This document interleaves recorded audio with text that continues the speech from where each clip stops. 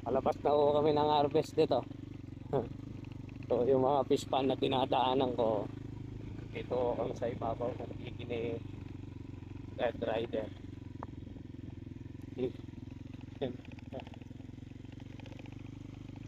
Luwang din pala itong fish pan na to. Kaya ito yung mga fish pan na magkakadikit to dito. Ganda ho ng fish pan nun sa kapila. Ang linis.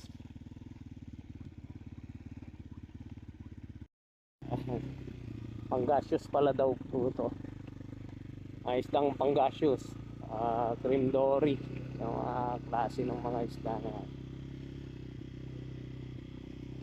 Tapos yung mga kabila, mga tilapia ho yan. Mga tilapia ho itong kabila nito. Ito pala nila pinapakain.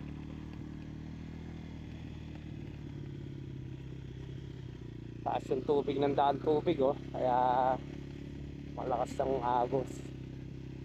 Pero pahupa na rin nun. Galing oh, sinirkuluan yung pagkain para dun nasa gitna kumakain nun. Pangasius so more or less 1 year to 1 year and a half ang edad bago makaharvest ng ganitong isda. Dito nagpapakain na sila dito. Location ng pakain nila. Mga carnivorous kasi ito kaya medyo best sila sa feed. Karniwang mas maraming kinakain. Kapit na ho tayo sa simentado nito. Going home na. Tapos na yung harvest. Ay, galing mag-bike itong mga bata na to eh. Sige. Mabilis sila.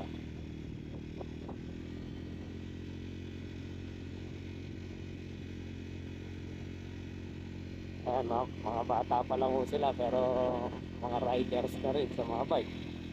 Magiging magaling silang driver pag naka-motor bike kasi kaming ginagamit.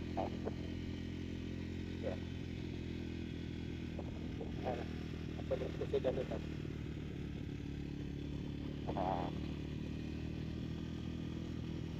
Galing. Ang lalaking bike, kaya nilang manewin eh. Go, go, go!